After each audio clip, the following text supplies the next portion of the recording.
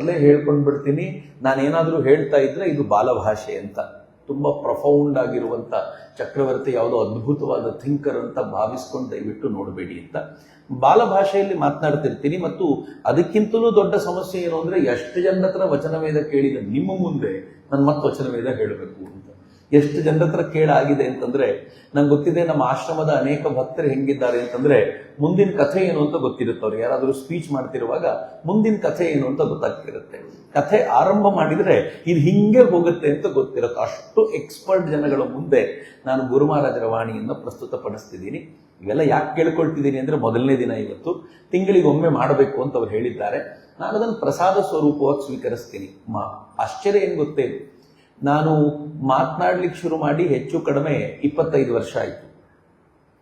25 ವರ್ಷಗಳಲ್ಲಿ ವಚನವೇದವನ್ನೇ ಮಾತನಾಡುವಂತ ಮೊದಲನೇ ಬಾರಿಗೆ ಯಾರಾದರೂ ಕೇಳ್ಕೊಂಡಿದ್ದಾರೆ. ನನ್ನ ಸಂಭ್ರಮ ಎಂಥದ್ದಿರ್ಬೋದು, ಎಷ್ಟು ಆತಂಕ ಇದೆಯೋ ಅದರ 1000 ಪಟ್ಟು ಹೆಚ್ಚು ಸಂಭ್ರಮದೊಂದಿಗೆ ನಾನು ಗುರು ಮಹಾರಾಜರ ಎದುರುಗಡೆ ವಿನೀತನಾಗಿ ಪ್ರಾರ್ಥಿಸ್ಕೊಳ್ತೀನಿ. ಇಷ್ಟೇ ನನ್ನ ಪ್ರಾರ್ಥನೆ.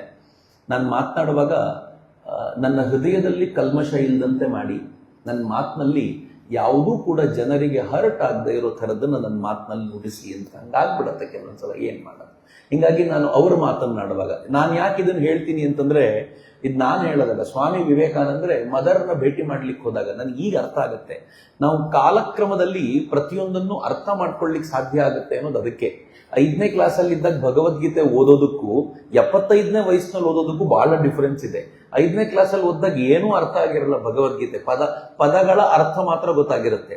75ನೇ ವಯಸ್ಸಿನಲ್ಲಿ ವೈರಾಗ್ಯ ಅಂತ ಕೃಷ್ಣ ಹೇಳಿದ್ರೆ ಮನೆಯಲ್ಲಿರೋ ಅತ್ತೆ ಸೊಸೆಯರದೆಲ್ಲ ಪ್ರಾಬ್ಲಮ್ ನೆನಪಾಗುತ್ತೆ, ಗಂಡ ಹೆಂಡತಿಯ ಸಮಸ್ಯೆಗಳೆಲ್ಲ ನೆನಪಾಗುತ್ತೆ. ವೈರಾಗ್ಯ ಅಂದ್ರೆ ನಿಜವಾಗಿಯೂ ಏನು ಅಂತ ತಿಳ್ಕೊಳ್ಳೋದಕ್ಕೆ ಅನುಭವಿಸಿ ಬಂದಿದ್ದಾಗ ಅದನ್ನ ಅರ್ಥೈಸ್ಕೊಳ್ಳಿಕ್ಕೆ ಸಾಧ್ಯ ಆಗುತ್ತೆ. ಈ ದೃಷ್ಟಿಯಿಂದ ನನಗೀಗ ಅರ್ಥ ಆಗುತ್ತೆ, ವಿವೇಕಾನಂದರು ಶಾರದಾ ಮಾತೆಯವರು ನೋಡ್ಲಿಕ್ಕೆ ಹೋಗುವಾಗ ತಮ್ಮ ಬಾಯನ್ನ ಗಂಗೆಯಲ್ಲಿ ಬಹಳ ಬಾರಿ ಮುಕ್ಕಳಿಸ್ಕೊಂಡು ಹೋಗಿದ್ರಂತೆ. ಹೋಗ್ತಿರ್ಬೇಕಾದಾಗ ನದಿ ಉದ್ದಕ್ಕೂ. ಯಾಕೆ ಅಂತ ಕೇಳಿದ್ರೆ, ವಿದೇಶದಲ್ಲಿ ಏನೇನ್ ಮಾತಾಡ್ಬಿಟ್ಟಿದ್ದೀನೋ ಏನೋ, ಯಾರ್ಯಾರ ಬಗ್ಗೆ ಏನೇನ್ ಹೇಳ್ಬಿಟ್ಟಿದ್ದೀನೋ ಏನೋ, ಸ್ವಲ್ಪ ಪಾವಿತ್ರ್ಯ ರಾಹಿತ್ಯವೂ ಕೂಡ ಮದರ್ ಮುಂದೆ ನಡೆಯೋದಿಲ್ಲ.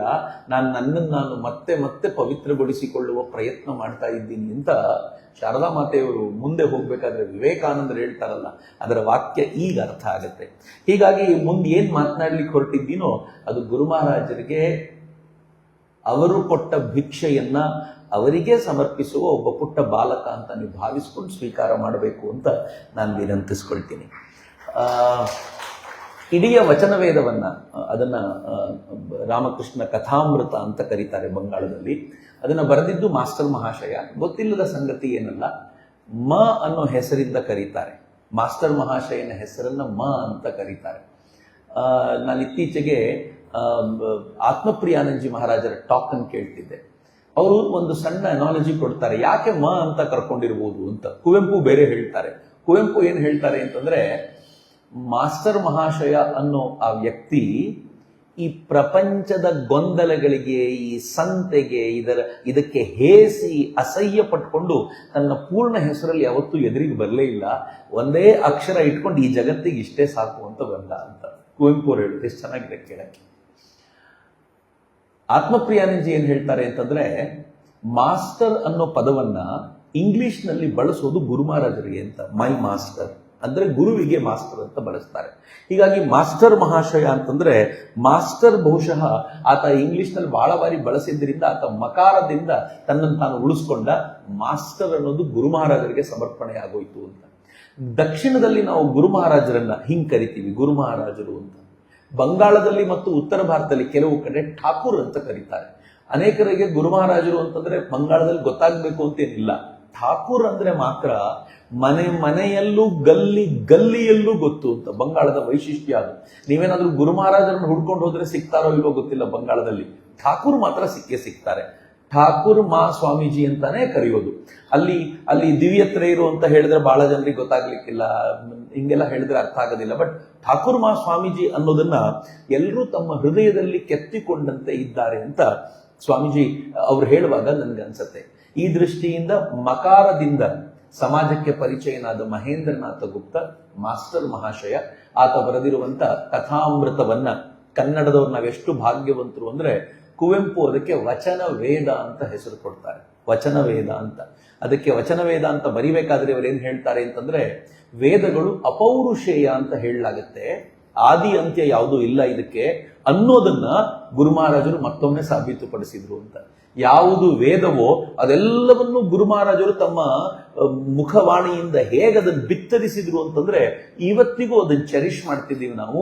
ಹೀಗಾಗಿ ಈ ಕಥಾಮೃತ ಬರಿಯ ಕಥಾಮೃತ ಅಲ್ಲ, ಇದು ವಚನ ವೇದ ಅಂತ ಒಂದು ಅದ್ಭುತವಾದ ಹೆಸರನ್ನು ಕೊಟ್ರು. ಆ ಹೆಸರೇ ಸಾಕು, ಇನ್ನು ನಾವಿನ್ನೇನು ಕೇಳಬೇಕಾದ ಅಗತ್ಯ ಇಲ್ಲ, ಅಷ್ಟು ಸುಂದರವಾದ ಹೆಸರನ್ನು ಕೊಟ್ರು. ಹೀಗಾಗಿ ಆ ವಚನ ವೇದವನ್ನ, ಅದರ ಅಮೃತ ಧಾರೆಯನ್ನ ಈ ತೀರ್ಥದ ಸ್ವರೂಪದಲ್ಲಿ ಹೇಗೆ ಪುರೋಹಿತರು ಕೊಡ್ತಾರೋ ಹಾಗೆ ಎಲ್ರಿಗೂ ತೀರ್ಥ ಸ್ವರೂಪದಲ್ಲಿ ಉಣಬಡಿಸುವ ಪುರೋಹಿತನ ಭಾಗ್ಯ ನನಗೆ ಸಿಕ್ಕಿದೆ ಅಂತ ನಾನು ಭಾವಿಸಿ ನಿಮ್ಮ ಮುಂದೆ ಹಂಚಿಕೊಳ್ಳುವಂತ ಪ್ರಯತ್ನ ಮಾಡ್ತೀನಿ ಅಷ್ಟೇ. ಈ ಕಥಾಮೃತವನ್ನ ಬರೆದಾಗ ಮಾಸ್ಟರ್ ಮಹಾಶಯರು ಅದರ ಭಾಗವತದಲ್ಲಿರುವಂತಹ ಒಂದು ಶ್ಲೋಕವನ್ನ ಇದರ ಆರಂಭದಲ್ಲಿ ಬರೀತಾರೆ. ತವ ಕಥಾಮೃತಂ ತಪ್ತ ಜೀವನಂ ಕವಿಭಿರೀಡಿತಂ ಕಲ್ಮಶಾಪಹಂ ಶ್ರವಣ ಮಂಗಲಂ ಶ್ರೀಮದಾತತಂ ಭುವಿ ಗೃಣಂತಿಯೇ ಭೂರಿದಾ ಜನಾ. ಎಷ್ಟು ಚೆನ್ನಾಗಿದೆ ಅಂತಂದ್ರೆ, ತವ ಕಥಾಮೃತಂ, ನಿನ್ನ ಕಥಾಮೃತ, ಭಾಗವತ್ ಕಥೆಗೆ ಬರೆಯೋದು ಅವರದನ್ನ ಇದಕ್ಕೆ ಎಷ್ಟು ಚೆನ್ನಾಗಿ ಸೇರಿಸ್ಕೊಂಡ್ರು ಅಂತಂದ್ರೆ, ನಿನ್ನ ಕಥಾಮೃತ ತಪ್ತ ಜೀವನಕ್ಕೆ ನೆಮ್ಮದಿಯನ್ನು ಕೊಡುವಂಥದ್ದು. ಯಾವ ಜೀವನ ತಪ್ತವಾಗಿದೆಯೋ, ತಪ್ತವಂದ್ರೆ ಬೆಂಕಿಯಲ್ಲಿ ಬೇಯ್ತಾ ಇದೆಯೋ, ಆ ಜೀವನಕ್ಕೆ ನೆಮ್ಮದಿಯನ್ನು ಕೊಡುವಂಥದ್ದು ನಿನ್ನ ಕಥಾಮೃತ. ಕವಿಭಿರೀಡಿತಂ, ಕವಿಗಳಿಂದ ಗುಣಗಾನ ಮಾಡಿರುವಂಥದ್ದು ನಿನ್ನ ಕಥಾಮೃತ. ಆಮೇಲೆ ಕಲ್ಮಶಾಪಹಂ, ನಮ್ಮೊಳಗಿರುವ ಕಲ್ಮಶಗಳನ್ನು ನಾಶ ಮಾಡಬಲ್ಲಂಥದ್ದು ನಿನ್ನ ಕಥಾಮೃತ. ಶ್ರವಣ ಮಂಗಲಂ, ಕೇಳಲಿಕ್ಕೆ ಬಹಳ ಆನಂದ ಅಥವಾ ಕೇಳಿದ್ರೆ ಆನಂದವನ್ನು ಕೊಡುವಂತ ಮಂಗಲವನ್ನುಂಟು ಮಾಡುವಂಥದ್ದು ನಿನ್ನ ಕಥಾಮೃತ. ಶ್ರೀಮದಾತತಂ, ಎಲ್ಲ ಸಂಪತ್ತನ್ನೂ ಕರುಣಿಸಬಲ್ಲಂಥದ್ದು. ಕೊನೆಗೆ ಭುವಿ ಗೃಣಂತಿಯೇ ಭೂರಿದಾ ಜನಾ, ಯಾರೆಲ್ಲ ಈ ಭುವಿಯೊಳಗೆ ಇದನ್ನ ಕೇಳಿದ್ರೋ ಅವರೆಲ್ಲರೂ ಮಹಾನುಭಾವರು ಅಂತ ಅದೇನು ಭಾಗವತ್ ಕಥೆ ಬಗ್ಗೆ ಬರೆದಿದ್ರೋ ಅದನ್ನ ಆರಂಭಕ್ಕೆ ಅವ್ರೇನ್ ಬರೀತಾರೆ ನನ್ಗನ್ಸುತ್ತೆ ಅತ್ಯದ್ಭುತವಾಗಿರುವಂತ ಸಾಲುಗಳು 100% ಸೂಟ್ ಆಗುತ್ತೆ. ಉದ್ದಕ್ಕೂ ಗೊತ್ತಾಗತ್ತೆ ಹೇಗೆ ಮಾಸ್ಟರ್ ಮಹಾಶಯ ಇದನ್ನ ಪ್ರಸ್ತುತಪಡಿಸಿದ್ರು ಅಂತ. ಮಾಸ್ಟರ್ ಮಹಾಶಯ ಮತ್ತು ರಾಮಕೃಷ್ಣರ ಸಂಪರ್ಕ ಬಹಳ ಸುಂದರವಾದ್ದು. ವಚನವೇದ ಶುರುವಾಗೋದೇ ಹೀಗೆ, ನಾನು ಹಾಗೆಯೇ ಶುರು ಮಾಡ್ಕೊಂಡು ಹೋಗ್ತೀನಿ. ಆನಂತರ ಮಧ್ಯೆ ಮಧ್ಯೆ ಅದನ್ನು ಬದಲಾಯಿಸ್ತಾ, ಅಂದ್ರೆ ಹೇಳುವ ವಿಚಾರದ ಶೈಲಿಯನ್ನ ಬದಲಾಯಿಸ್ಕೊಂಡು ಹೋಗ್ತೀನಿ ಅಷ್ಟೇ. ಹೇಗೆ ಶುರುವಾಗತ್ತೆ ಅಂತಂದ್ರೆ, ಮಾಸ್ಟರ್ ಮಹಾಶಯ ರಾಮಕೃಷ್ಣರ ದರ್ಶನಕ್ಕೆ, ರಾಮಕೃಷ್ಣರು ನೋಡ್ಬೇಕು ಅಂತ ಬಂದವನಲ್ಲ, ಪಕ್ಕದ ಒಂದು ತೋಟಕ್ಕೆ ಬಂದಿದ್ದವನು. ಯಾರೋ ಹೇಳಿದ್ರು ಇಲ್ಲೊಂದು ದಕ್ಷಿಣೇಶ್ವರದಲ್ಲಿ ಒಂದು ಕಾಳಿ ಮಂದಿರ ಇದೆ, ಅಲ್ಲೊಬ್ರು ಮಹಾತ್ಮರಿದ್ದಾರೆ, ನೋಡೋಣ ಅಂತ. ಸಹಜವಾದ ಕ್ಯೂರಿಯಾಸಿಟಿ. ಯಾರೋ ಇಲ್ಲಿದ್ದಾರೆ ಅಂತಂದ್ರೆ ನಾವು ಹೋಗ್ತೀವಲ್ಲ, ಯಾರಾದ್ರೂ ಜ್ಯೋತಿಷ್ಯ ಹೇಳ್ತಾರೆ ಅಂತ ಕೇಳ್ಬಿಟ್ರೆ ಸಾಕು, ಯಾವಾಗಾದ್ರೂ ಒಂದ್ಸಲ ಹೋಗಿ ಬರೋಣ ಅಂತ. ನಮ್ಗೊಂದೊಂದು ಬಹಳ ಖಯಾಲಿ ಇದೆ, ಯಾರು ಜ್ಯೋತಿಷ್ಯ ಹೇಳ್ತಾರೋ, ಯಾರು ನಮ್ಮ ಭವಿಷ್ಯ ಹೇಳ್ತಾರೋ ಎಷ್ಟು ಖುಷಿ ಗೊತ್ತಾ ನಮ್ಗೆ. ಯಾರಾದ್ರೂ ಇಲ್ಲಿ ಕೂತ ಕಡೆ ಈಗ ಹೇಳ್ಬಿಡ್ಲಿ, ನಿಮ್ ಮನಸ್ಸಿನಲ್ಲಿ ಇಂಥದ್ದೇನೋ ನಡೀತಾ ಇದೆ, ಇದೇ ನಡೀತಿದೆ ಅಂತ, ಅವರು ದೇವರು ಅಂತ ಅನ್ಕೊಂಡ್ಬಿಡ್ತೀವಿ ನಾವು. ಅದೊಂದು ಆರ್ಡಿನರಿ ಸಿದ್ಧಿ ಅಷ್ಟೇ, ಬಹಳ ದೊಡ್ಡ ಸಂಗತಿ ಏನಲ್ಲ ಅದು. ನಮ್ಗದೊಂದು ಹೇಳ್ಬಿಟ್ರೆ ಖುಷಿ ಅಂತ. ಈಗೇನಾದ್ರೂ ನಾನು ಹೇಳಲಿ, ಇಲ್ಲಿ ಈ ಕಾರ್ನರ್ ಅಲ್ಲಿ ಈ ತರದವ್ರು ಒಬ್ರು ಇದ್ದಾರೆ, ನಿಮ್ ಮನಸ್ಸಲ್ಲಿ ಏನ್ ನಡೀತಿದ್ಯೋ ಹಂಗೆ ಹೇಳ್ತಾರೆ, ನಿಮ್ ಭವಿಷ್ಯ ಏನಿದೆಯೋ ಹಂಗೆ ಹೇಳ್ತಾರೆ ಅಂತ. ಇನ್ ವಚನವೇದ ಕೇಳಲ್ಲ, ಮುಗಿದ ತಕ್ಷಣ ಹೆಂಗ್ ಓಡೋದಿಲ್ಲಿಂದ ಅಲ್ಲಿಗೆ, ಅವರನ್ನು ಭೇಟಿ ಮಾಡೋದು ಹೆಂಗೆ ಅಂತ. ಇನ್ಫ್ಯಾಕ್ಟ್ ಮುಗಿದ ಮೇಲೆ ಅವ್ರು ನನ್ನನ್ನು ಬಂದ್ಬಿಟ್ಟು ವಚನವೇದದ ಬಗ್ಗೆ ಪ್ರಶ್ನೆ ಕೇಳೋದಿಲ್ಲ, ಅದೇನಾದ್ರೂ ಟೋಕನ್ ಗೀಕನ್ ತಗೋಬೇಕಾ ಹೇಳಿ ಸರ್, ಅಲ್ಲಿ ಏನಾದ್ರೂ ನಂಬರ್ ಇದ್ರೆ ಕೊಡಿ ಸರ್. ನಮ್ಗೆಲ್ರಿಗೂ ಇರೋದೇ ಹಂಗೆ ಒಂದು ಕ್ಯೂರಿಯಾಸಿಟಿ. ಆದ್ರೆ ಮಾಸ್ಟರ್ ಮಹಾಶಯನ ಕ್ಯೂರಿಯಾಸಿಟಿ ಭಿನ್ನವಾದ್ದು. ಯಾಕೆಂದ್ರೆ ಬಂದಿದ್ದೇ ಒಂದು ಮಹತ್ವದ ಕಾರ್ಯಕ್ಕೋಸ್ಕರ, ಒಂದು ಸಂಧಿ ಆಗಬೇಕಿತ್ತಷ್ಟೇ, ಸೇರುವ ಕ್ರಿಯೆ ಆಗಬೇಕಿತ್ತಷ್ಟೇ.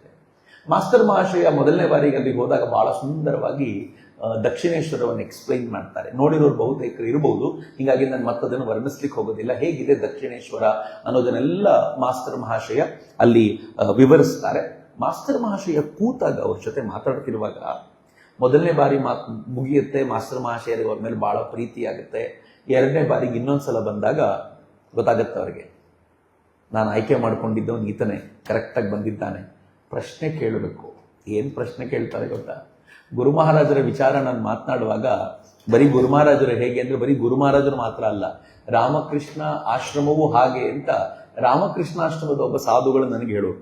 ರಾಮಕೃಷ್ಣಾಶ್ರಮ ಅಂದ್ರೆ ಏನು ಅಂದ್ರೆ, ಆಧ್ಯಾತ್ಮಿಕ ಸಾಧನೆಯ ಕೇಂದ್ರವ ಅಂತಂದ್ರೆ ಅವ್ರು ಹೇಳಿದ್ರು ಅಲ್ಲ, ಅಷ್ಟು ದೊಡ್ಡದೆಲ್ಲ ಪದ ಬಳಸಬೇಡ, ಬಹಳ ಸಿಂಪಲ್ ಆಗಿ ಹೇಳಬೇಕು ಅಂದ್ರೆ ಈಗೋ ಗ್ರೈಂಡಿಂಗ್ ಮಿಷಿನ್ ಅಂತ ಹೇಳೋರು. ಈಗೋ ಚೆನ್ನಾಗಿ ನಾಶ ಮಾಡಿ ಎಲ್ಲಿ ಬೆಳೆಯುತ್ತೋ ಅದನ್ನು ಕಟ್ ಮಾಡಿ ಅವನ ಅಂತರಂಗದೊಳಗೆ ರಾಮಕೃಷ್ಣರನ್ನ ಕೂರಿಸ್ಲಿಕ್ಕೆ ಏನ್ ಬೇಕೋ ಅಷ್ಟನ್ನು ಮಾಡುವಂತ ಮಿಷನ್ ಅಂತ ಯಾವ್ದಾದ್ರು ಇದ್ರೆ ಅದು ರಾಮಕೃಷ್ಣಾಶ್ರಮ ಅಂತ ನಂಗೆ ತುಂಬಾ ಯಾವಾಗಲೂ ಮಾತಾಡ್ತಿದ್ದ ಸಾಧುಗಳು ಹೇಳೋರು. ರಾಮಕೃಷ್ಣಾಶ್ರಮ ಅಷ್ಟೇ ಅಲ್ಲ, ಸ್ವತಃ ಗುರುದೇವ ರಾಮಕೃಷ್ಣರೂ ಕೂಡ ಒಂಥರ ಈಗೋ ಗ್ರೈಂಡ್ ಮಾಡಿ ಎಲ್ಲರನ್ನೂ ಜೊತೆಗೆ ಸೇರಿಸ್ಕೊಳ್ತಾ ಇದ್ದವರು. ಹೆಂಗ್ ಗ್ರೈಂಡ್ ಮಾಡೋರು, ಬೇರೆಯವ್ರದೆಲ್ಲ ಕಥೆ ಬಿಡಿ. ಸ್ವತಃ ಮಾಸ್ಟರ್ ಮಹಾಶಯ ಮೊದಲನೇ ಬಾರಿಗೆ, ಎರಡನೇ ಬಾರಿಗೆ ರಾಮಕೃಷ್ಣರ ಹತ್ರ ಬಂದಾಗ ರಾಮಕೃಷ್ಣರು ಬಹಳ ಪ್ರೀತಿಯಿಂದ ಮಾತಾಡ್ತಾ ಏನು ಪ್ರಶ್ನೆ ಕೇಳ್ತಾರೆ ಗೊತ್ತಾ, ನಿನ್ಗೆ ಮದುವೆ ಆಗಿದೆಯಾ? ಹಂಗೆ ಕೇಳಿದ ತಕ್ಷಣ ಮಾಸ್ಟರ್ ಮಹಾಶಯ ಸಹಜವಾಗಿ ಹೌದು ಮದುವೆ ಆಗಿದೆ, ಇನ್ನೇನು ಹೇಳಲಿಕ್ಕಾಗುತ್ತೆ. ರಾಮಕೃಷ್ಣರು ರಾಮ್ಲಾಲ್ ಹತ್ರ ತಿರುಗಿ, ರಾಮ್ಲಾಲ ನೋಡೋ ಇವನಿಗೆ ಮದುವೆ ಆಗ್ಬಿಟ್ಟಿದೆಯಂತೆ. ಅಯ್ಯೋ ದೇವ್ರೆ, ಏನ್ ಮಾಡ್ಬಿಟ್ವಿ, ಏನ್ ತಪ್ಪಿದೆ, ತಪ್ಪಾ ಸರಿನಾ? ಗಾಬರಿ ಆಗ್ಬಿಡ್ತು ಮಾಸ್ಟರ್ ಮಹಾಶಯನ್ಗೆ. ತಾನು 3 ಶಾಲೆಗಳ ಮುಖ್ಯೋಪಾಧ್ಯಾಯ, ಒಂದು ಶಾಲೆಗಲ್ಲ 3 ಶಾಲೆಗಳಿಗೆ ಮುಖ್ಯೋಪಾಧ್ಯಾಯನಾದ ಜವಾಬ್ದಾರಿಯನ್ನು ನಿರ್ವಹಿಸುವ ಕಲ್ಕತ್ತಾದ ಬುದ್ಧಿವಂತರ ನಡುವೆ ಹೆಸರು ಯಾರದು ಗಣಿಸಲ್ಪಡುತ್ತೋ ಅಂತ ಮಾಸ್ಟರ್ ಮಹಾಶಯನಿಗೆ ಮದುವೆ ಆಗಿದ್ಯಾ ಅಂತ ಕೇಳ್ಬಿಟ್ಟು, ಅಯ್ಯೋಯ್ಯೋ ಮದುವೆ ಆಗಿದೆ ಅಂತ ಒಂದು ಗಾಬರಿ ಆಗ್ಬಿಡ್ತು. ತಪ್ಪು ಮಾಡ್ಬಿಟ್ಟು ನಾ ಎಂತ ಕೆಲಸ ಆಗುತ್ತಪ್ಪ, ನಿಲ್ಲಿಸ್ಬೇಕಿತ್ತಲ್ಲ ಗುರು ಮಹಾರಾಜ್. ಎರಡನೇ ಪ್ರಶ್ನೆ ಕೇಳಿದ್ರು, ಮಕ್ಕಳಾಗಿದೆಯಾ? ಟೆನ್ಷನ್ ಶುರುವಾಯ್ತು ಅವನಿಗೆ. ಉತ್ತರ ಹೇಳೋ ಬೇಡವೋ ಏನ್ ಮಾಡ್ಲಪ್ಪ ಅಂತ ಟೆನ್ಷನ್ ಅಲ್ಲಿ ಕೂತಿದ್ದವನು ಹೇಳ್ದ, ಆಗಿದೆ. ಅಯ್ಯಯ್ಯೋ ಮಕ್ಕಳು ಆಗಿದೆ ಅಂತ ಕಣೋ ಇವನಿಗೆ, ರಾಮ್ಲಾಲ ನೋಡೋ ಅಂದಿದ ತಕ್ಷಣ ಅವನು ಗಾಬರಿ ಆಗ್ಬಿಟ್ಟ, ಏನ್ ಮಾಡೋದು ಅಂತ. ಕೆಲವೊಂದ್ಸಲ ಹಂಗಾಗತ್ತೆ. ಬಹಳ ಮಜವಾದ ಸಂಗತಿ ಹೇಳ್ತೀನಿ ನಾನು ನಿಮಗೆ. ನನಗೆ ಕಣ್ಣು ಕೆಂಪಾಗುವಂತ ಒಂದು ಸಮಸ್ಯೆ ಇತ್ತು. ಯಾಕಾಗತ್ತೆ ಅಂತ ನನ್ಗೆ ಗೊತ್ತಾಗ್ತಿರ್ಲಿಲ್ಲ. ನಮ್ಮ ಸ್ವಾಮೀಜಿ ಒಬ್ಬರು, ರಾಮಕೃಷ್ಣಾಶ್ರಮದ ಸ್ವಾಮೀಜಿನೇ, ಬಾ ನಮ್ಮ ಡಾಕ್ಟರ್ ಹತ್ರ ಕರ್ಕೊಂಡು ಹೋಗ್ತೀನಿ ಅಂತ ಅವರೇ ಕರ್ಕೊಂಡು ಹೋದ್ರು. ರಾಮಕೃಷ್ಣಾಶ್ರಮದ ಸಾಧುಗಳ ಮಾತೃತ್ವದ ಸ್ವರೂಪ ಅದು. ಹೋಗ್ಬಾ ನಾನು ಹೇಳಿರ್ತೀನಿ ಅಂತ ಹೇಳ್ಬೋದಿತ್ತು. ಇಲ್ಲ ಬಾ ನಾನೇ ಕರ್ಕೊಂಡು ಹೋಗ್ತೀನಿ ಅಂತ ಅವರೊಂದು ಗಾಡಿಯಲ್ಲಿ ಅವರೇ ಕರ್ಕೊಂಡು ಹೋದ್ರು. ಅವರೇ ಕರ್ಕೊಂಡೋಗಿ ಡಾಕ್ಟರ್ ಮುಂದೆ ಕೂರಿಸ್ಕೊಂಡು, ಡಾಕ್ಟರ್ ಬಹಳ ಪ್ರೀತಿಯಿಂದ, ಸ್ವಾಮೀಜಿ ಇದ್ದಿದ್ದಕ್ಕೆ ಪ್ರೀತಿಯಿಂದ ಮಾತಾಡಿಸ ನನ್ನೂ ಮಾತಾಡಿದ್ರು. ನನ್ನ ಕಣ್ಣನ್ನು ನೋಡಿದ್ರು. ಏನ್ ಹೇಳ್ಬೇಕಾ, ಅಯ್ಯೋ ನಿಮ್ಗಿದು ಬರಬಾರ್ದಲ್ಲ, ನಿಮ್ಗೆ ಹೆಂಗ್ ಬಂತು? ಈಗ ನಾನು ಏನ್ ತಿಳ್ಕೋಬೇಕು? ಏನಿದು ಕುಡುಕರಿಗೆ ಮಾತ್ರ ಬರದ? ಇದು ವ್ಯಭಿಚಾರಿಗಳಿಗೆ ಬರದ? ಇದು ಭ್ರಷ್ಟಾಚಾರಿಗಳಿಗೆ ಬರದ? ಅಥವಾ ನಾನೇನಾದ್ರೂ ಹಂಗೆ ಅಂತ ಡಾಕ್ಟರ್ ನಂಗೆ ಆಕ್ಚುಲಿ ಗಾಬರಿ ಆಗ್ಬಿಡ್ತು. ನಾನು ಡಾಕ್ಟರ್ ಕೇಳಬೇಕು, ಸ್ವಾಮೀಜಿ ಪಕ್ಕದಲ್ಲೇ ಇದ್ದಾರೆ, ಯಾರಿಗೆ ಬರೋದು ಹೇಳ್ಬಿಟ್ಟು ಹೇಳ್ರಲ್ಲ ಇದನ್ನ. ನಿಮಗ್ ಬರಬಾರ್ದಿತ್ತಲ್ಲ ಅಂದ್ರೆ ಏನ್ ತಿಳ್ಕೊಳ್ಬೇಕು ಗೊತ್ತು? ಅವ್ರು ಕೊನೆಗೂ ಹೇಳಲಿಲ್ಲ. ಇವತ್ತಿಗೂ ನನ್ನೊಳಗೊಂದು ಕ್ವೆಶ್ಚನ್ ಮಾರ್ಕ್ ಇದೆ, ನಿಮಗ್ ಬರಬಾರ್ದಿತ್ತು ಅಂದ್ರೆ ಏನ್ ಅರ್ಥ ಅಂತ. ಅವ್ರು ನಂಗೆ ಸ್ಟೆರಾಯ್ಡ್ ಕೊಟ್ಟು ಕಳಿಸಿದ್ರು, ಸ್ವಲ್ಪ ದಿನದಲ್ಲಿ ಗುಣ ಆಯ್ತು, ಮತ್ತೆ ಶುರುವಾಯ್ತು. ಆಮೇಲೆ ಯಾವ್ದೋ ಒಂದು ಡಾಕ್ಟರ್ ಸಣ್ಣ ಐಡಿಯಾದಿಂದ ಪ್ರಾಬ್ಲಮ್ ಸಾಲ್ವ್ ಆಯ್ತು. ಬಟ್ ಇವತ್ತಿಗೂ ನನ್ನನ್ನು ಕಾಡ್ತಾ ಇದೆ, ನಿಮಗ್ ಬರಬಾರ್ದಿತ್ತು ಅಂದ್ರೆ ಏನ್ ಅರ್ಥ ಅದಕ್ಕೆ ಅಂತ. ಈ ತರ ಇರುತ್ತಲ್ಲ, ಇದು ಸಣ್ಣದೊಂದು ಡಾಕ್ಟರ್ ಕಥೆನೇ ಹಿಂಗಾದ್ರೆ, ಗುರು ಮಹಾರಾಜರಿಗೆ ಮಹೇಂದ್ರನಾಥ ಗುಪ್ತ ಮಾಸ್ಟರ್ ಮಹಾಶಯ ಬಂದಾಗ ಹಿಂಗ್ ಕೇಳಿದಾಗ ಅದೊಂದು ಆಘಾತಕಾರಿಯಾಗಿತ್ತು ಅಂತ. ಆದ್ರೆ ಗುರು ಮಹಾರಾಜರ ಮನಸ್ಸಿನಲ್ಲಿ, ನೀನ್ ಜಗತ್ನಲ್ಲಿ ಬಹಳ ಬುದ್ಧಿವಂತ ಇರ್ಬೋದು ಕಣಯ್ಯ, ನನ್ನ ಹತ್ರ ಬಂದಾಗ ನೀನಿಷ್ಟೇ. ಆ ಅಹಂಕಾರದ ಮರ್ದನ ಮಾಡೋದಿತ್ತಲ್ಲ, ಗುರು ಮಹಾರಾಜರು ಮಾಡಿದ್ರು. ಯಾಕೆ ಮಾಡಬೇಕಿತ್ತು ಅಂತಂದ್ರೆ, ಗುರು ಮಹಾರಾಜರಿಗೆ ಗೊತ್ತಿತ್ತು, ಮುಂದೆ ನಾನು ಜಗತ್ತಿಗೆ ಏನ್ ತಲುಪಿಸ್ಬೇಕು ಅಂತಿದ್ದೀನೋ ಅದಕ್ಕೆ ಸಮರ್ಥವಾದ ವಾಹಕ ಬೇಕು, ಮತ್ತು ಈತನೇ ಅದು. ಇವನು ಅಹಂಕಾರದಿಂದ ಕುಳಿತುಕೊಂಡು ನಾನು ಹೇಳಿದ್ದನ್ನ ಬರೆದ್ರೆ, ನಾನು ಹೇಳಿದ್ದು ಇವನಿಗೆ ಅರ್ಥ ಆಗೋದಿಲ್ಲ, ಇವನ್ ಜಗತ್ತಿಗೆ ತಲುಪಿಸುವಾಗ ಅದನ್ನು ಸರಿಯಾಗಿ ತಲುಪಿಸ್ಲಿಕ್ಕಾಗೋದಿಲ್ಲ. ಮೊದಲು ಇವನ್ ತನ್ನಂತಾನು ಕಳೆದುಕೊಂಡ್ರೆ ನಾನು ಏನ್ ಹೇಳ್ತೀನೋ ಅದು ಸರಿಯಾಗಿ ಹೋಗುತ್ತೆ ಅಂತ. ಗುರು ಮಹಾರಾಜರ ದೂರದೃಷ್ಟಿ ನೋಡಿ ಏನ್ ಅದ್ಭುತವಾದ್ದು. ಅಫ್ಕೋರ್ಸ್ ಗುರು ಮಹಾರಾಜರ ದೂರದೃಷ್ಟಿ ಬಗ್ಗೆ ಮಾತಾಡ್ಲಿಕ್ಕೆ ನಾನು ಯಾರು? ಅಂತರ್ದೃಷ್ಟಿಯೂ ಅವರೇ, ದೂರದೃಷ್ಟಿಯೂ ಅವರೇ. ಅವರು ಅದು ಅಷ್ಟು ಪರ್ಫೆಕ್ಟ್ ಆಗಿ ಅವನೊಳಗೆ ಆ ಜನ್ಮದಲ್ಲಿ ಬೆಳೆದಿರಬಹುದಾಗಿರುವಂತ ಎಲ್ಲ ಅಹಂಕಾರವನ್ನು ಮುರಿದ್ರು. ಸ್ವಲ್ಪ ರೆಂಬೆ ಬಾಕಿ ಇತ್ತು, ಅದನ್ನು ಮುರಿದು ಹಾಕಿದ್ರು ಅವ್ರು. ಹೇಗೆ ಅಂತ ನಾನು ಹೇಳ್ತೀನಿ. ಆದರೆ ಬರವಣಿಗೆಗೆ ಸಮರ್ಥವಾಗಿರುವಂತ ವ್ಯಕ್ತಿ ಬೇಕು. ವ್ಯಾಸರಿಗೆ ಹೇಗೆ ಗಣೇಶ ಸಿಕ್ಕಿದ್ನೋ ಹಾಗೆ ಗುರು ಮಹಾರಾಜರಿಗೂ ಅಂಥದ್ದೊಬ್ಬರು ಬೇಕಾಗಿತ್ತು ಅಂತ. ಅಂಥ ವ್ಯಕ್ತಿಯನ್ನ ಸಮರ್ಥವಾಗಿ ಆರಿಸಿಕೊಂಡು ಅಹಂಕಾರವನ್ನು ಮುರಿದು, ತಗೋ ಇದು ನಿನ್ನ ಕೆಲಸ ಅಂತ ಹೇಳ್ಕೊಟ್ರು. ಆದ್ರೆ ಗುರು ಮಹಾರಾಜರಿಗೆ ಮಾಸ್ಟರ್ ಮಹಾಶಯರ ಮೇಲೆ ಎಂಥ ಪ್ರೀತಿ ಗೊತ್ತೇ. ಒಂದ್ಸಲ ಒಬ್ಬ ತರುಣ ಮುಂದೆ ಸುಬೋಧಾನಂದರು ಅಂತ ಆದ್ರು. ಆ ಹುಡುಗ ಗುರು ಮಹಾರಾಜ ಹತ್ರ ಬಂದ್ರು, ಮಾತಾಡ್ತಾ ಇದ್ರು.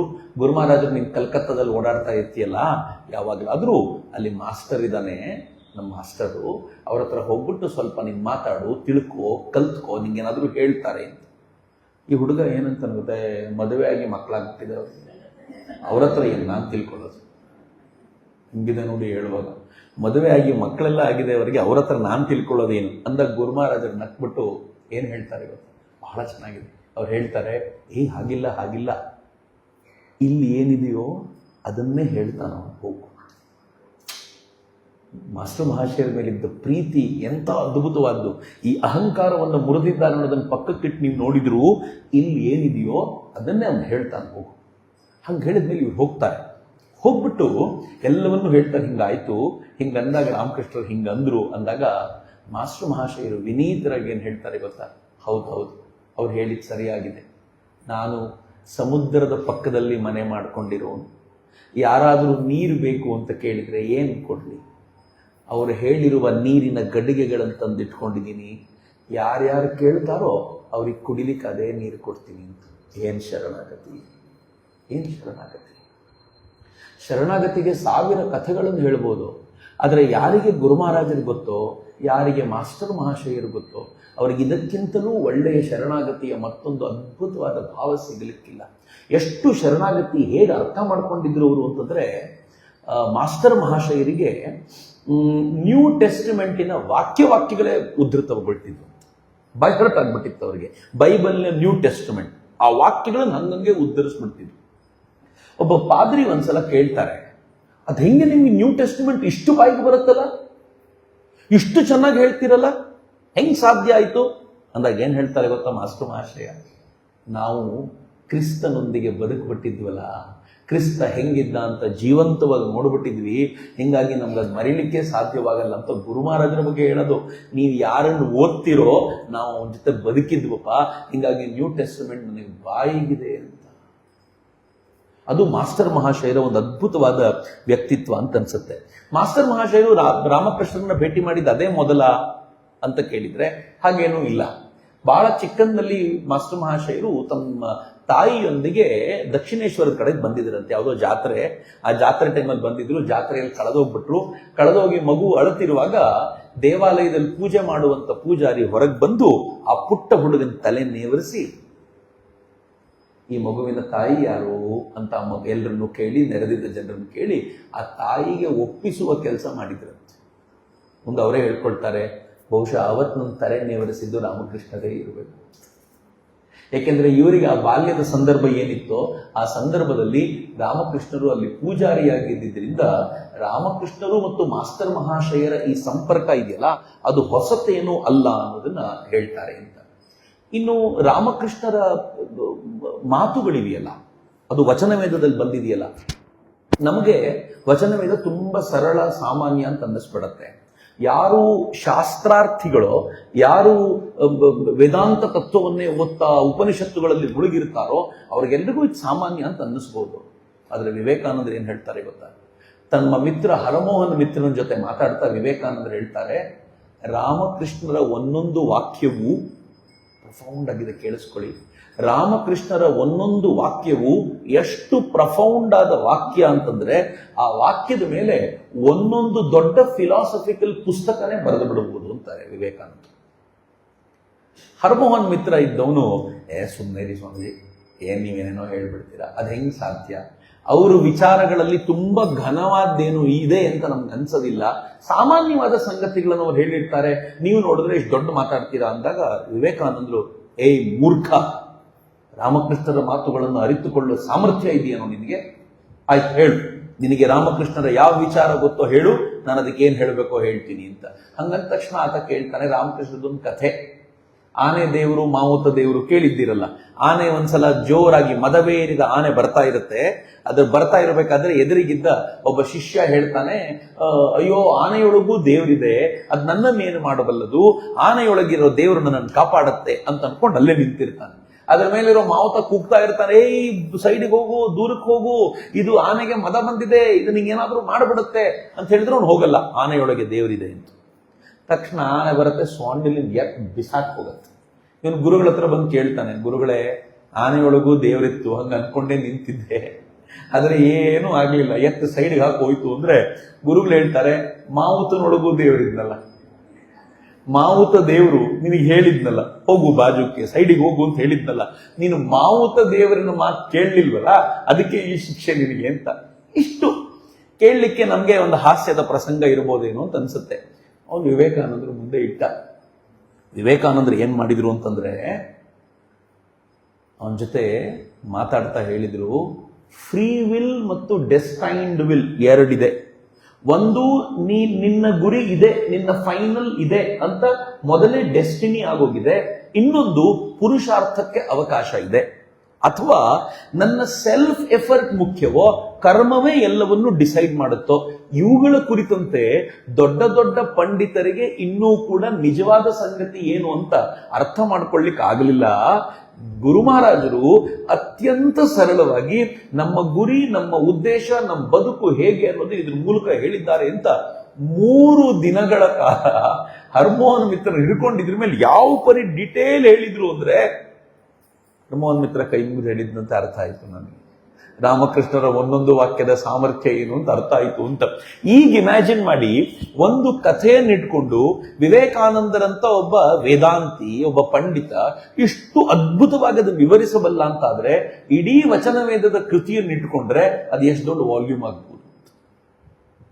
ಹೀಗಾಗಿ ಮೇಲ್ನೋಟಕ್ಕೆ ಏನ್ ಕಾಣುತ್ತೋ ಈ ವಾಕ್ಯಗಳಷ್ಟೇ ಅಲ್ಲ, ಅದಕ್ಕಿಂತಲೂ ಆಳವಾದದ್ದು ಇದ್ರೊಳಗಿದೆ ಅನ್ನೋದನ್ನ ಅದನ್ನ ಹೇಳ್ತಿರ್ತಾರೆ. ಅದು ಈ ವಚನ ವೇದದ ಬಹಳ ಇಂಟ್ರೆಸ್ಟಿಂಗ್ ಆಗಿರುವಂತ ಸಂಗತಿ ಅಂತ.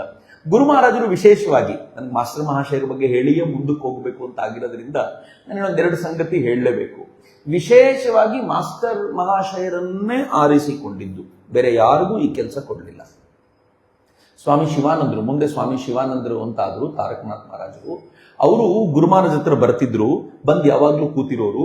ಅಂಥವ್ರು ಒಂದಿನ ಏನ್ ಮಾಡ್ತಾರೆ, ಗುರು ಮಹಾರಾಜರು ಹೇಳಿದ್ದನ್ನೆಲ್ಲ ನೋಟ್ಬುಕ್ ಅಲ್ಲಿ ಬರ್ಕೊಳ್ತಾ ಇರ್ತಾರೆ.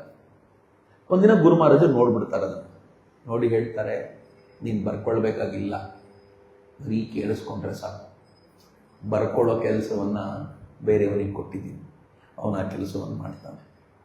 ತಕ್ಷಣ ಅವತ್ತಿನ ಶಿವಾನಂದ ಮಹಾರಾಜರು, ಸ್ವಾಮೀಜಿ ಏನ್ ಮಾಡ್ತಾರೆ ಅಂತಂದ್ರೆ, ಸ್ವಾಮಿ ಶಿವಾನಂದರು ಬರ್ಕೊಂಡಿದ್ದಷ್ಟನ್ನು ತೆಗೆದು ಗಂಗೆಗೆ ಬರ್ತಾರೆ. ನನಗೆಲ್ಲ ತಾನೇ ಈ ಕೆಲಸ, ನಾನು ಮಾಡೋದಿಲ್ಲ ಇದನ್ನ. ಅವ್ರ ಶ್ರದ್ಧೆ ನೋಡಿ ಎಂಥದ್ದು. ಆದರೆ ಗುರು ಮಹಾರಾಜರು ಎಷ್ಟು ಸ್ಪಷ್ಟವಾಗಿ ಆರಿಸಿಕೊಂಡಿದ್ರು ಅನ್ನೋದು ಅದು ಬಹಳ ವಿಶೇಷ ಅಂತ. ಗುರು ಮಹಾರಾಜರು ಎಲ್ಲಿವರೆಗೂ ಮಾಡಿದ್ದಾರೆ ಅಂತಂದ್ರೆ, ಈ ಪುಸ್ತಕವನ್ನ ಸುಮ್ಮನೆ ನೀನ್ ಬರೆದ್ಬಿಡು ಅವನು ಓದ್ಲಿ ಅಂತೆಲ್ಲ ಅಲ್ಲ, ಬರೆದಿರೋದನ್ನ ಆಗಾಗ ಕೇಳಿಸ್ಕೊಳ್ಳೋರು. ಇದೇನ್ ತಿಳ್ಕೊಂಡಿದ್ಯಾ ಹೇಳಿ ನೀನು, ನಾನು ಹೇಳಿದ್ದೀನಿ ಹೆಂಗ್ ಅರ್ಥ ಮಾಡ್ಕೊಂಡೆ ಹೇಳು ಅಂದಾಗ ಮಾಸ್ಟರ್ ಮಹಾಶಯರದನ್ನು ಹೇಳೋದಿತ್ತು, ಹಿಂಗ್ ತಿಳ್ಕೊಂಡಿದ್ದೀನಿ ನಾನು ಅಂತ. ಸರಿಯಾಗಿದೆ, ಇದು ಸ್ವಲ್ಪ ತಪ್ಪು ತಿಳ್ಕೊಂಡಿದ್ಯಾ, ಇದನ್ನ ಹಿಂಗ್ ತಿಳ್ಕೊ ಅಂತೆಲ್ಲ ಹೇಳಿ ತಿದ್ದಿಸೋರು. ಯಾಕೆ ಅಂತಂದ್ರೆ, ನಮ್ಮವರೆಗೂ ವಚನವೇದ ಬರುವಾಗ ಗುರು ಮಹಾರಾಜರು ಹೇಳಿದ್ದೇ ಬರಬೇಕು, ಇವನ ತಲೆ ಅದರೊಳಗೆ ಇರಬಾರದು ಅಂತ. ಏನ್ ಎಚ್ಚರಿಕೆ ತೆಗೆದುಕೊಂಡಿದ್ದಾರೆ ನೋಡಿ. ಅದಕ್ಕೆ ಸ್ವಾಮಿ ವಿವೇಕಾನಂದರು ಮುಂದೊಮ್ಮೆ ಹೇಳ್ತಾರೆ, ಎಷ್ಟು ಚೆನ್ನಾಗಿ ಹೇಳ್ತಾರೆ ಅಂತಂದ್ರೆ, ಗುರು ಮಹಾರಾಜರನ್ನ ಸರಿಯಾದ ರೀತಿಯಲ್ಲಿ ಜಗತ್ತಿಗೆ ತಲುಪಿಸುವಂತ ಸಾಮರ್ಥ್ಯ ಅಥವಾ ಶಕ್ತಿಯನ್ನು ಯಾರಾದ್ರೂ ತೋರಿಸಿದ್ರೆ ಅದು ಮಾಸ್ಟರ್ ಮಹಾಶಯನೇ. ಯಾಕೆ ಅಂತಂದ್ರೆ, ಜಗತ್ತಿನ ಎಲ್ಲ ಮಹಾಪುರುಷರ ಬಗ್ಗೆ ಬರೆದಿರೋರು ತಮ್ಮ ಬೌದ್ಧಿಕ ಸಾಮರ್ಥ್ಯವನ್ನು ಅದರಲ್ಲಿ ತುಂಬಿಟ್ಟಿದ್ದಾರೆ ಅಥವಾ ಅವರೇನೋ ಸೇರಿಸ್ಬಿಟ್ಟಿದ್ದಾರೆ. ಆದರೆ ಗುರು ಮಹಾರಾಜರ ವಿಚಾರಧಾರೆ ಮಾತ್ರ ಒಂದಿನತೂ ಬೇರೆ ಸೇರದಂತೆ ಬರುವಂತೆ ನೋಡಿಕೊಂಡಿರುವ ಅತ್ಯಂತ ಶ್ರೇಷ್ಠಮಯವಾದ ಕಾರ್ಯ ಯಾರ್ದಾದ್ರೂ ಇದ್ರೆ ಅದು ಮಾಸ್ಟರ್ ಮಹಾಶಯರ ಕೆಲಸ ಅಂತ ಸ್ವಾಮಿ ವಿವೇಕಾನಂದ ಹೇಳ್ತಾರೆ. ಹೀಗೆ ಸ್ವಾಮಿ ವಿವೇಕಾನಂದರು ಮಾಸ್ಟರ್ ಮಹಾಶಯರನ್ನ ನೋಡೋದು ಅಂತ ನನ್ಗನ್ಸತ್ತೆ. ಅದಕ್ಕೆ ಅವ್ರು ಆಗಾಗ ಮಾಸ್ಟರ್ ಮಹಾಶಯನ್ ಕೇಳೋದಿತ್ತು, ಗುರು ಮಹಾರಾಜರು ಇದನ್ನ ನೋಡಿದಾಗ ನಿನ್ಗೇನ್ ಅನ್ಸುತ್ತೆ, ಎಷ್ಟು ಆಣೆ ನಾನು ಪಡ್ಕೊಂಡಿದ್ದಿರ್ಬೋದು, ಎಷ್ಟು ಆಣೆ ನಾನು ಭಗವಂತನನ್ನ ಪಡ್ಕೊಂಡಿರ್ಬೋದು ಅಂತ ಕೇಳಿದ್ರೆ, ಒಂದ್ಸಲ ಮಾಸ್ಟರ್ ಮಹಾಶಯ ಹೇಳ್ತಾರೆ, ಈ ಆಣೆ ಗೀಣೆ ಲೆಕ್ಕ ಎಲ್ಲ ನನಗೆ ಗೊತ್ತಾಗಲ್ಲ, ಅದು ನೀವೇ ಹೇಳಬೇಕು.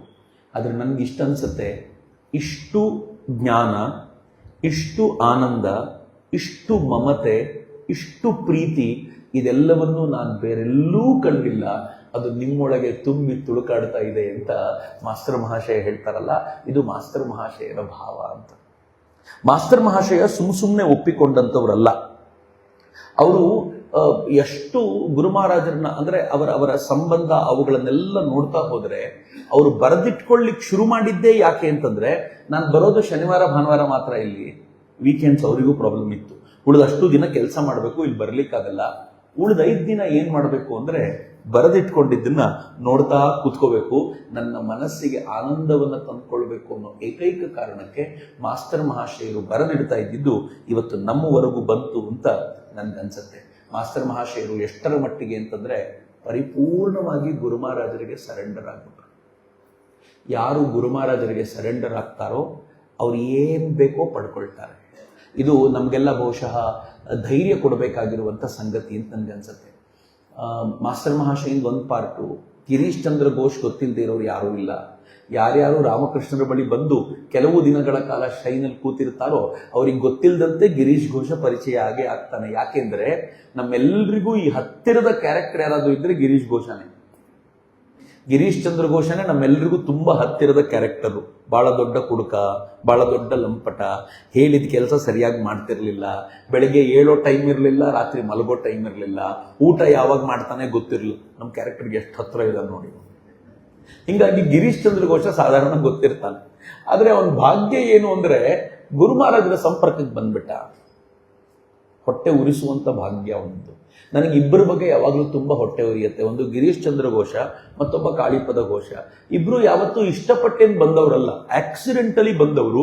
ಬಟ್ ಯಾವ ಹಂತಕ್ಕೆ ಏರಿಬಿಟ್ರು. ಗಿರೀಶ್ ಚಂದ್ರ ಘೋಷ ಒಂದ್ಸಲ ಮಾತಾಡ್ತಿರ್ಬೇಕಾದ್ರೆ ಅವನ ಶರಣಾಗತಿಯ ಭಾವ ನೋಡಿ ರಾಮಕೃಷ್ಣರವ್ರು ಹೇಳ್ತಾರೆ. ಅವ್ನು ಕೇಳ್ತಾನೆ, ನಾನು ಮುಂದೆ ಏನ್ ಮಾಡ್ಲಿ, ನನ್ನ ಲೈಫ್ ಇಷ್ಟೇನಾ, ನಾನು ಹಿಂಗೆ ಇದ್ಬಿಡದ, ನಾನು ಮಾಡಬಾರದೆಲ್ಲ ಮಾಡ್ಕೊಂಡಿದ್ದೀನಿ, ಜೀವನ ಪರ್ಯಂತ ಇದೇನಾ?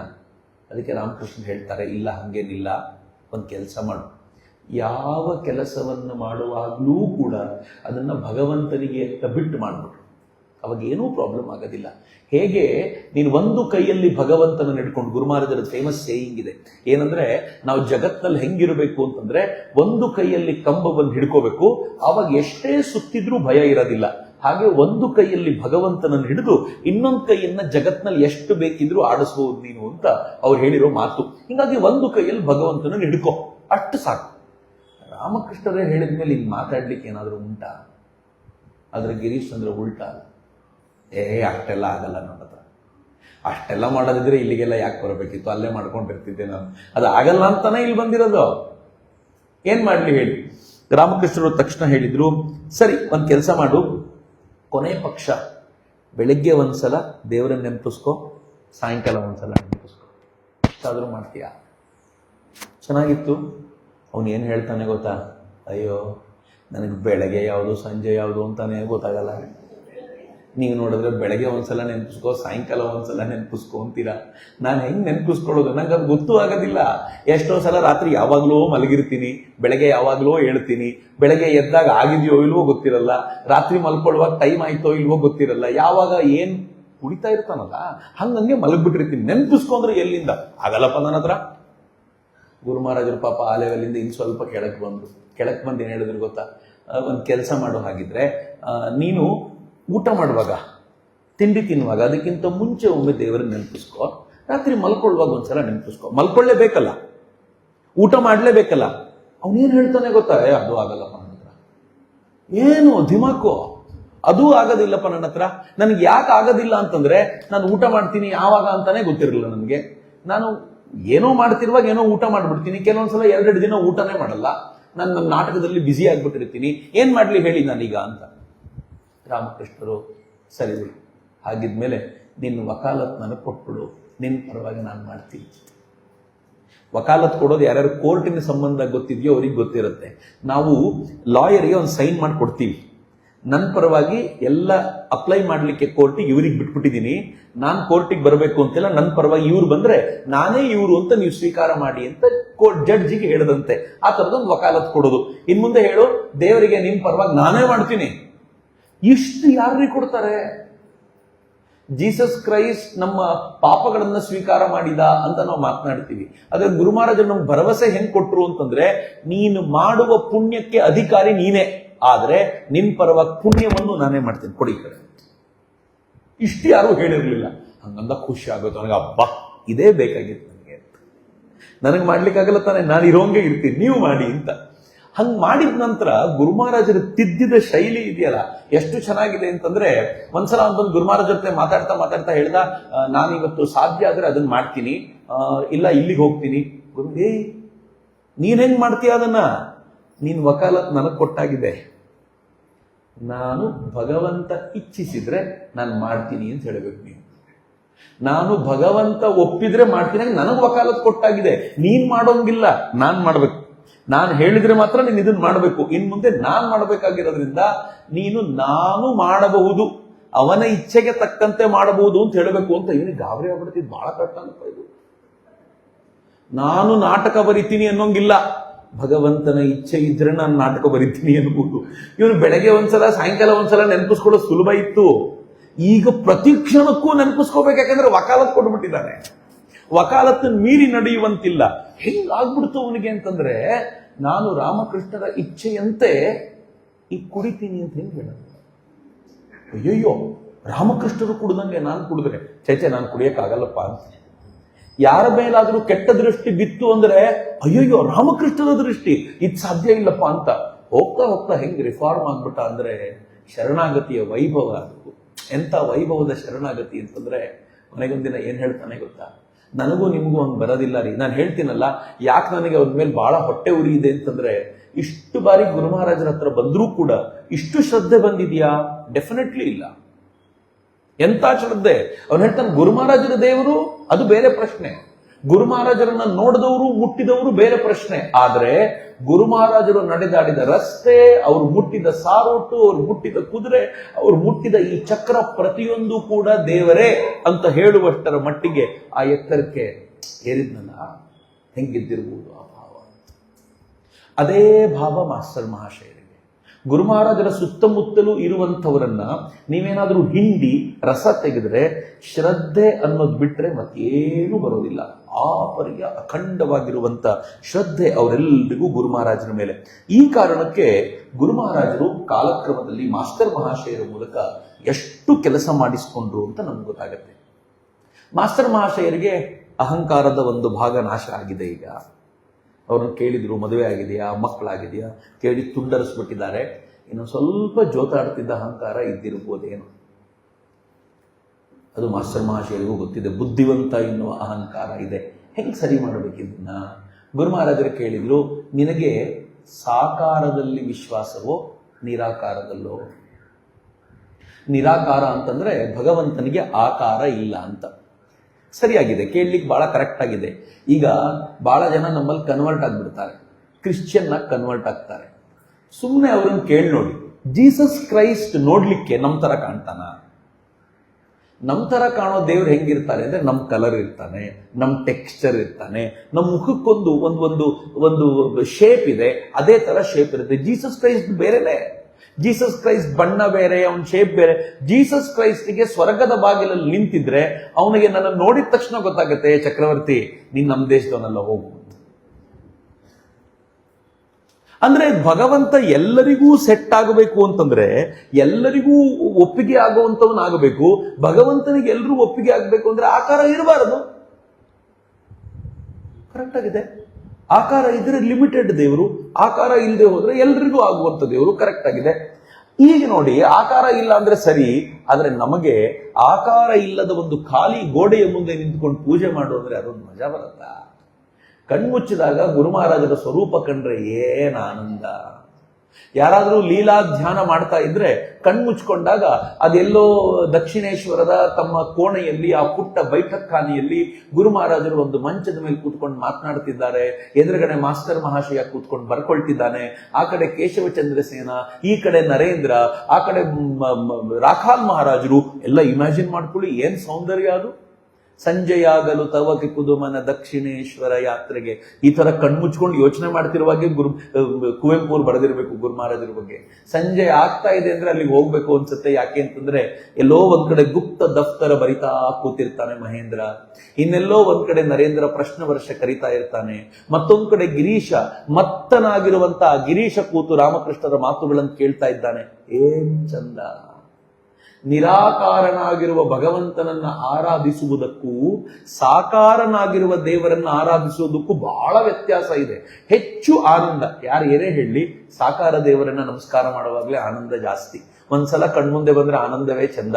ಯಾವುದೋ ಆತಂಕದಲ್ಲಿ ಸಿಕ್ಕಾಕೊಂಡಿರ್ತೀವಿ, ಕಣ್ ಮುಚ್ಕೊಂಡಾಗ ನಗ್ನಗ್ತಾ ಇರುವ ಗುರು ಮಹಾರಾಜರ ಮುಖ ಕಂಡ್ರೆ ಆತಂಕ ಪಾರಾಯ್ತು ಬಿಡಪ್ಪ, ಇನ್ನೇನು ಪ್ರಾಬ್ಲಮ್ ಇಲ್ಲ ನನಗೆ ಅಂತ ಅನ್ನಿಸ್ಬಿಡುತ್ತಲ್ಲ. ಇದು ಸಾಕಾರದ ಮಹತ್ವ. ಇಲ್ಲಿ ನೋಡಿದ್ರೆ ಗುರು ಮಹಾರಾಜರು ನೇರವಾಗಿ ಕೇಳಿದ್ರು, ನಿನಗೆ ಸಾಕಾರದಲ್ಲಿ ವಿಶ್ವಾಸವೋ ನಿರಾಕಾರದಲ್ಲೋ?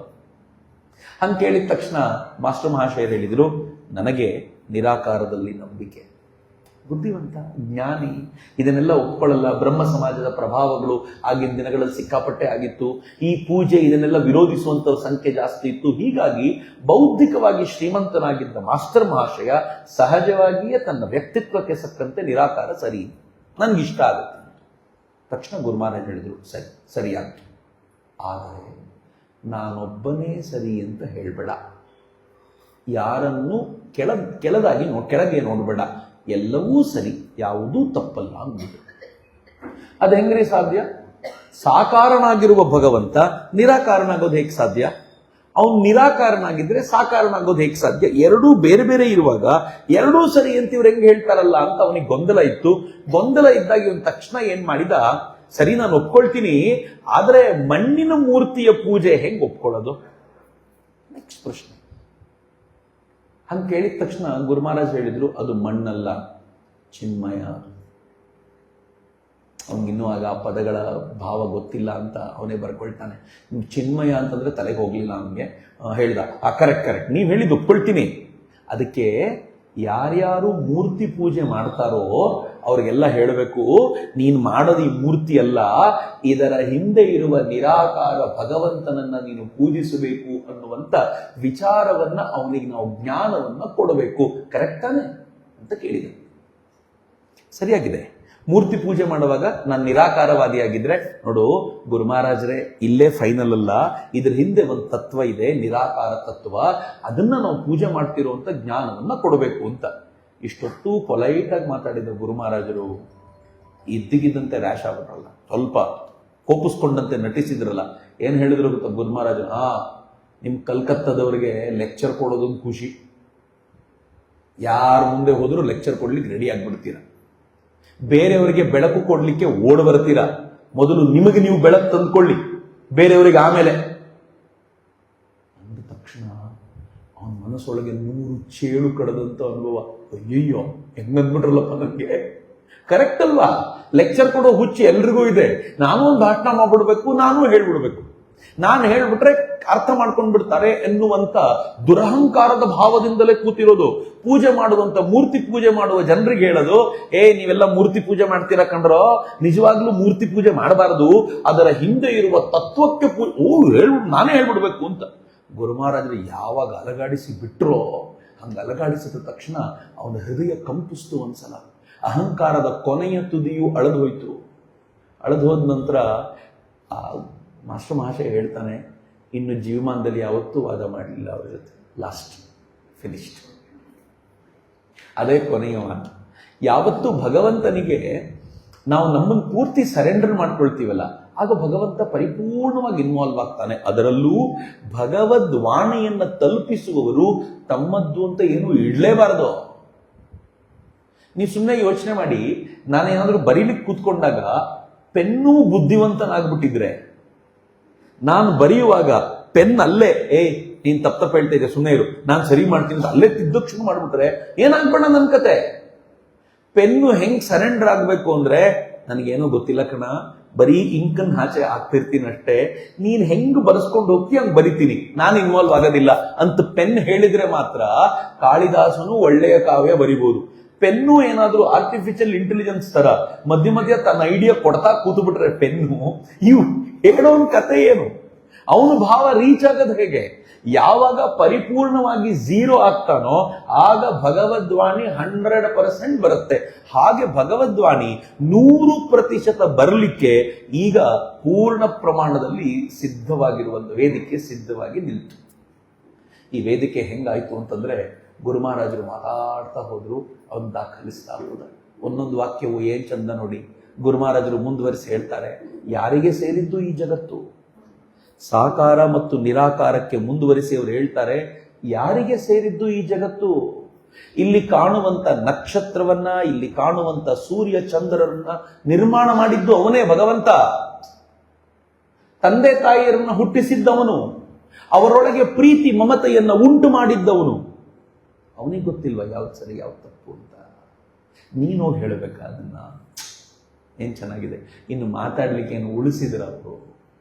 ಅವನಿಗೆ ಗೊತ್ತು ಯಾವ ಸಂದರ್ಭದಲ್ಲಿ ಯಾರಿಂದ ಏನ್ ಮಾಡಿಸ್ಕೊಳ್ಬೇಕು ಅಂತ ಅವನಿಗೆ ಗೊತ್ತಿರುವಾಗ ನಿಂದೆನ್ ಮಧ್ಯ ಬುದ್ಧಿವಂತಿಕೆ, ಸುಮ್ಮನೆ ಇರು. ಅವನಿಗೆ ಪದೇ ಪದೇ ಹೊಡೆತ.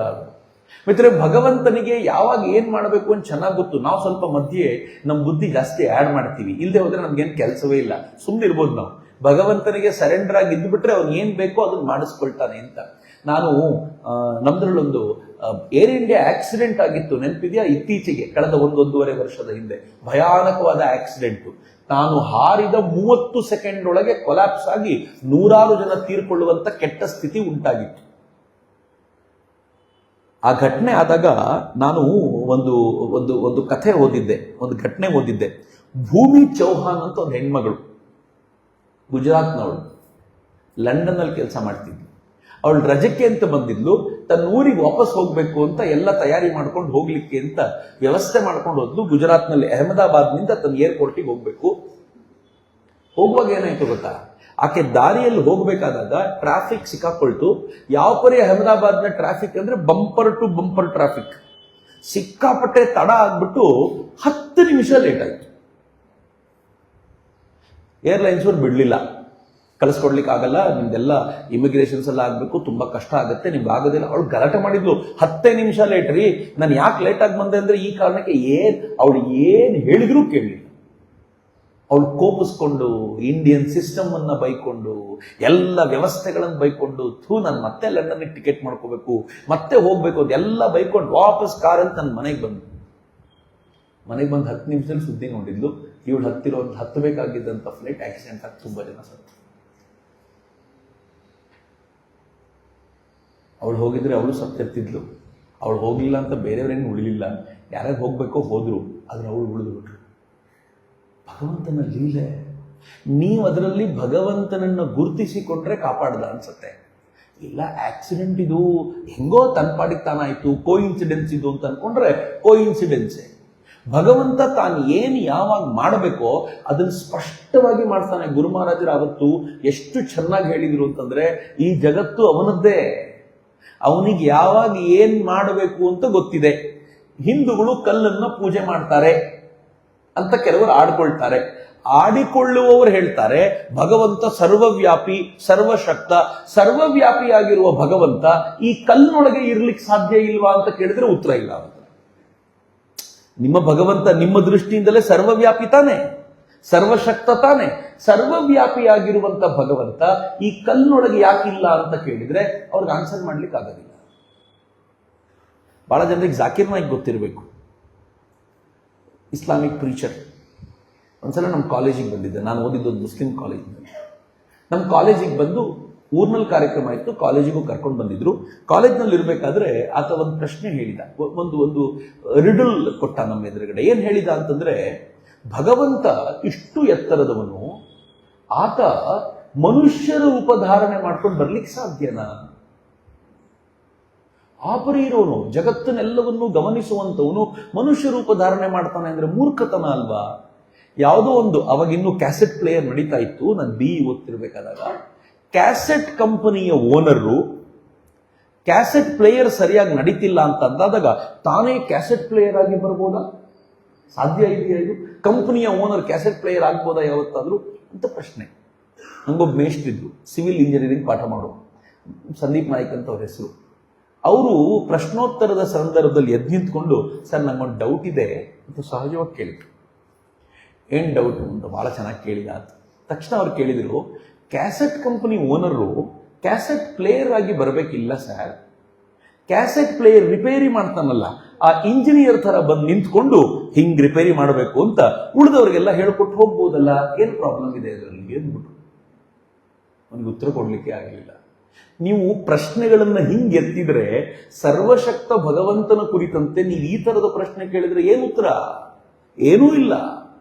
ದೇವಸ್ಥಾನಕ್ಕೆ ಯಾಕೆ ಹೋಗ್ತೀರಾ, ಎಲ್ಲ ಕಡೆ ದೇವರಿದ್ದಾಗ್ಲು ಅಂತ ಕೇಳಿದ್ರೆ ಅದಕ್ಕೊಬ್ರು ಬಹಳ ಚೆನ್ನಾಗಿ ಉತ್ತರ ಕೊಟ್ರಲ್ಲ, ಎಲ್ಲ ಕಡೆ ಗಾಳಿ ಇದೆ ಅಂತ ಗೊತ್ತಿದ್ರು ಫ್ಯಾನ್ ಕೆಳಗಡೆನೆ ಯಾಕೆ ಕೂತ್ಕೋತೀರಾ? ಯಾಕೆಂದ್ರೆ ಅಲ್ಲಿ ಸ್ವಲ್ಪ ಗಾಳಿ ಜಾಸ್ತಿ ಬರುತ್ತಷ್ಟೇ. ಹಾಗೆ ದೇವಸ್ಥಾನಕ್ಕೆ ಬಂದಾಗ ಭಗವಂತನ ಅನುಭೂತಿ ಜಾಸ್ತಿ ಆಗತ್ತಷ್ಟೇ ಅಂತ ಗುರು ಮಹಾರಾಜರು ಎಷ್ಟು ಸುಂದರವಾಗಿ ಹೇಳಿದ್ರು ಅಂತಂದ್ರೆ, ಈ ಜಗತ್ತು ಅವನಿಗೆ ಸೇರಿದ್ದು, ಇಲ್ಲೆಲ್ಲವನ್ನೂ ನಿರ್ಮಾಣ ಮಾಡಿದ್ದು ಅವನೇ. ಈ ಕಾರಣಕ್ಕೆ ಅವನು ಏನನ್ನು ಬೇಕಿದ್ರೂ ಮಾಡಬಹುದು, ಅವನು ಹೇಳಬಹುದು ಅಂತ ಕೊನೆಗೆ ಮೂರ್ತಿ ಪೂಜೆ ಮಾಡೋದು ತಪ್ಪು ಇದು ಅಂತ ಆದರೆ ಅವನೇ ನಮ್ಮ ಹೃದಯಕ್ಕೆ ಬಂದು ಈ ಮೂರ್ತಿ ಬೇಡ ಈ ಕಡೆ ಬಾ ಅಂತ ಕರ್ಕೊಂಡು ಹೋಗ್ಲಿಕ್ಕಾಗಲ್ಲ. ಅದನ್ನ ನಾನು ನೀವು ಹೇಳಬೇಕಾ? ಹೇಳಿದ ತಕ್ಷಣ ಪೂರ್ತಿ ಕತೆ ಮುಗೀತಿ ಅಂತ ಪೂರ್ತಿ ಸರೆಂಡರ್ ಆಗಿ ಗುರು ಮಹಾರಾಜರನ್ನ ಕೇಳ್ಕೊಂಡ, ಏನು ಮಾಡಿದರೆ ಭಗವಂತನೆಡೆಗೆ ಮನಸ್ಸು ಹೋಗುತ್ತೆ? ಈಗ ಚೆನ್ನಾಗಿದೆ, ಎಲ್ಲ ಹೋಯ್ತು, ವಾದ ಚರ್ಚೆ ಎಲ್ಲ ಹೋಯ್ತು, ಈಗ ನೀವೇನು ಹೇಳಿದ್ರು ಕೇಳ್ತೀನಿ ನಾನು. ಏನು ಮಾಡಿದರೆ ಈ ಮನಸ್ಸನ್ನ ಭಗವಂತನ ಕಡೆ ತಗೊಂಡು ಹೋಗ್ಬೋದು? ನಮ್ಮೆಲ್ಲರಿಗೂ ಬರಬೇಕಾಗಿರುವಂತ ಪ್ರಶ್ನೆ. ಇವತ್ತಿನ ಟೇಕ್ ಹೋಮ್ ಮೆಸೇಜ್ ಏನು ಅಂತ ಏನಾದರೂ ಇದ್ರೆ ಅದು ಇದೆ. ಒಂದು, ಶರಣಾಗತಿಯ ಭಾವ. ಎರಡನೇದು, ಏನ್ ಮಾಡಿದ್ರೆ ಭಗವಂತನ ಕಡೆಗೆ ಮನಸ್ಸು ಹೋಗುತ್ತೆ ಅಂತ. ನಮ್ಗೆ ಇಲ್ಲಿ ಕೂತಾಗ ಅನ್ಸುತ್ತೆ, ಭಗವಂತನೆಡೆಗೆ ಮನಸ್ಸಿದೆ ನಮ್ದು ಅಂತ. ಸ್ವಲ್ಪ ಆಚೆ ಹೋಗ್ಲಿ, ಒಂದ್ 4 ರೀಲ್ ನೋಡ್ಲಿ, 2 ವಾಟ್ಸಪ್ ಮೆಸೇಜ್ ನೋಡ್ಲಿ, ಮನಸ್ಸು ಪೂರ್ತಿ ಇಳಿದೋಗ್ಬಿಡುತ್ತೀರಿ. ಒಂದ್ ಪುಟ್ಟ ಪ್ರಯೋಗ ಮಾಡಿ ನೋಡಿ. ಒಂದ್ 4 ದಿನ ಮೊಬೈಲೇ ಮುಟ್ಟೋದಿಲ್ಲ ಅಂತ ಮೊಬೈಲ್ ಮುಟ್ಬೇಡಿ. ಬೆಳಗ್ಗಿಂದ ಸಂಜೆ ಒಂದ್ 4 ದಿನ ಮೆಂಟಲಿ ಪ್ರಿಪೇರ್ ಆಗ್ಬೇಕು. ಇದಕ್ಕೆ 1 ತಿಂಗಳು ಮುಂಚೆನೆ ಪ್ಲಾನ್ ಮಾಡ್ಕೋಬೇಕು. ವಯಸ್ಸಾಗ್ತಾ ಇದ್ದಂತೆ ದೊಡ್ಡ ಪ್ರಾಬ್ಲಮ್ ಅದೇ. ಯಂಗ್ ಏಜ್ ನಲ್ಲಿ ಬೆಸ್ಟ್ ಏನು ಅಂತಂದ್ರೆ, ನಾಳೆಯಿಂದ ಮಾಡ್ತೀನಿ ಅಂತಂದ್ರೆ ನಾಳೆ ಮಾಡಬಹುದು, ವಯಸ್ಸಾದ್ಮೇಲೆ ಹಂಗೆ ಮಾಡ್ಲಿಕ್ಕೆ ಆಗೋದಿಲ್ಲ. ಯಾಕಂದ್ರೆ ಬಂಧನಗಳು ಅಷ್ಟಿರ್ತವೆ. ಅದಕ್ಕೆ 1 ತಿಂಗಳು ಮುಂಚೆನೆ ಪ್ಲಾನ್ ಮಾಡಿ 4 ದಿನ ಫ್ರೀ ಆಗ್ಬಿಡ್ತೀನಿ ಅಂತ. 4 ದಿನ ಏನ್ ಮಾಡ್ಬೇಕು ಅಂದ್ರೆ, ಬೆಳಗಿಂದ ಸಂಜೆ ವಚನ ವೇದವನ್ನು ಭಜನೆಯನ್ನ ಕೇಳೋದು ಮಾಡ್ತಾ ಹೋಗ್ಬೇಕು. ಮೊದಲ 3 ದಿನ ಮನಸ್ಸು ಫುಲ್ ಪ್ರತಿಭಟಿಸುತ್ತೆ, ಕೇಳ್ಬೇಡ ಇದನ್ನ, ಸಾಕು, ಎಷ್ಟು ಕೇಳ್ತೀಯಾ, ಮೊಬೈಲ್ ನೋಡು ಎಲ್ಲ ಹೇಳುತ್ತೆ. 4ನೇ ದಿನ ಮನಸ್ಸು ಸೈಲೆಂಟ್ ಆಗಿ, ಆಯ್ತು ಈಗ ಕೇಳು, ಮನಸ್ಸು ಸೈಲೆಂಟ್ ಆಗ್ಬಿಡುತ್ತೆ. ಸೈಲೆಂಟ್ ಆದಾಗ ಮಜಾ ಹೆಂಗಿರುತ್ತೆ ಗೊತ್ತಾ? ಅದ್ಭುತವಾದ ಲೋಕದಲ್ಲಿ ಇದ್ದೀವಿ ಅಂತ ಅನ್ಸುತ್ತೆ. 4 ದಿನಕ್ಕೆ ನಮ್ ಟೈಮ್ ಮುಗ್ದಿರುತ್ತೆ, ವಾಪಸ್ ಬರ್ತೀವಿ, ಮತ್ತೆ ಜಗತ್ನಲ್ಲಿ ಒಂದಾಗ್ತೀವಿ. ಹೆಂಗೆ ಜಗತ್ನಲ್ಲಿ ಮನಸ್ಸು ಒಂದಾಗ್ಬಿಡತ್ತೆ ಅಂತಂದ್ರೆ, ಅವಾಗ ಅನ್ಸುತ್ತೆ 4 ದಿನ ಎಷ್ಟು ಚೆನ್ನಾಗಿತ್ತಲ್ಲಪ್ಪ, ವಾಪಸ್ ತಂದ್ಕೊಳ್ಳೋದು ಹೆಂಗೆ ಅದನ್ನ? ಗುರು ಮಹಾರಾಜರನ್ನ ಆ ಪ್ರಶ್ನೆ ಕೇಳ್ತಾನೆ ಈತ, ಭಗವಂತನೆಡೆಗೆ ಮನಸ್ಸನ್ನ ಕೊಡೋದು ಹೆಂಗೆ, ತಗೊಂಡು ಹೋಗೋದು ಹೆಂಗೆ ಅಂತ ಕೇಳಿದ್ರೆ, ಮೊದಲನೇದು ಹೇಳ್ತಾರೆ, ನಾಮ ಗುಣ ಕೀರ್ತನೆ ನಿರಂತರವಾಗಿ ಮಾಡು. ಭಗವಂತನ ನಾಮಜಪ ಮಾಡ್ತಿರ್ತೀವಿ. ನಂಗೆ ಗೊತ್ತು, ಇಲ್ಲಿರೋ ಬಹುತೇಕರಿಗೆ ದೀಕ್ಷೆ ಆಗಿದೆ, ಮಂತ್ರ ದೀಕ್ಷೆ ಆಗಿದೆ. ಮಂತ್ರದ ಜಪವನ್ನ ನಾವು ನಿರಂತರವಾಗಿ ಮಾಡ್ತಿರ್ತೀವಿ. ನಾಮದ ಜಪವನ್ನ ನಿರಂತರವಾಗಿ ಮಾಡ್ತಾ ಇರು, ಆದರೆ ಗುಣಕೀರ್ತನೆಯನ್ನೂ ಮಾಡ್ತಾ ಇರು. ಭಜನೆಯನ್ ಮಾಡು, ಈ ತರದ ಗುಣಕೀರ್ತನೆ ಮಾಡು. ಕಣ್ಣು ಮುಚ್ಕೊಂಡು ಕೂತಾಗ ನಾಮಜಪ ಮಾಡ್ತಿರುವಾಗ ಸುಮ್ಮನೆ ನಾಮಜಪ ಯಾಕೆ ಮಾಡ್ತೀಯಾ?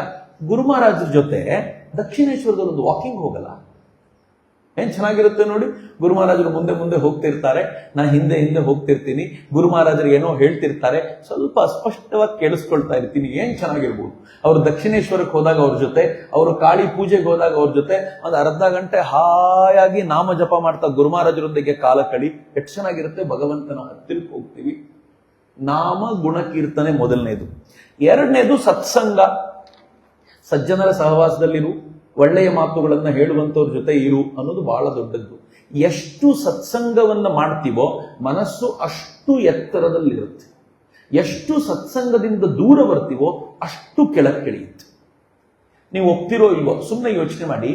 ಮನೆ ಇಲ್ಲಿರೋ ಬಹುತೇಕ ಕೆಲವರಿಗಾದರೂ ಇರಬಹುದು, ಬಾಯಿ ತೆಗೆದ್ರೆ ಕೆಟ್ಟ ಪದ ಬರುತ್ತೆ. ಮನೆಯಲ್ಲಿ ಮಕ್ಕಳು ತಪ್ಪು ಮಾಡ್ತಿದ್ರೆ ಕೆಟ್ಟ ಕೆಟ್ಟ ಪದಗಳಲ್ಲಿ ಬೈತಿರ್ತಾರೆ, ಆಯ್ತಾ? ಇಲ್ಲಿ ಬಂದು ಕೂತಿರ್ತೀವಿ, ಅದೇ ಮಗು ಇಲ್ಲಿ ಓಡಾಡ್ತಾ ಇರುತ್ತೆ, ಬೈಬೇಕು ಅನ್ಸುತ್ತೆ, ಕೆಟ್ಟ ಪದ ಬಾಯಲ್ಲಿ ಬರೋದೇ ಇಲ್ಲ. ಇರೋ ವಾತಾವರಣ ಹಂಗೆ, ಸುತ್ತಲೂ ಇರೋ ಜನ ಅಂತವ್ರು, ನಾನು ಹೆಂಗಪ್ಪ ಮಾತಾಡ್ಲಿ ಅಂತ.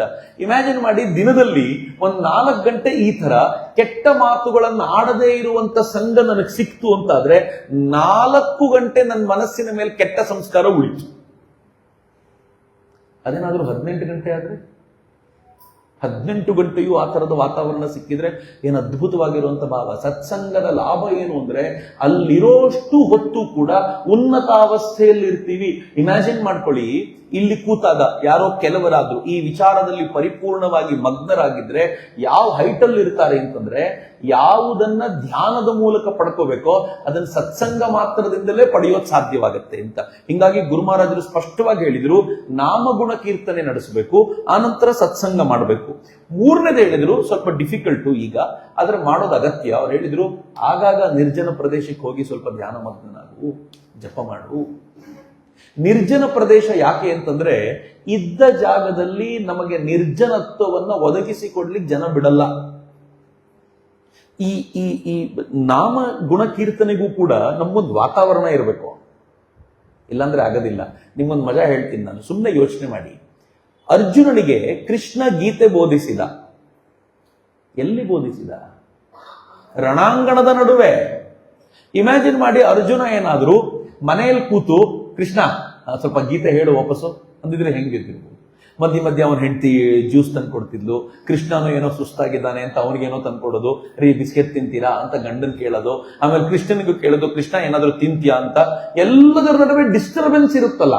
ಆ ಡಿಸ್ಟರ್ಬೆನ್ಸ್ ಹೆಂಗ್ ಮಾಡುತ್ತೆ ಅಂತಂದ್ರೆ, ಪರಿಪೂರ್ಣವಾಗಿ ಅರ್ಥೈಸಿಕೊಳ್ಳಿಕ್ ನಮ್ಗೆ ಅವಕಾಶ ಕೊಡೋದಿಲ್ಲ.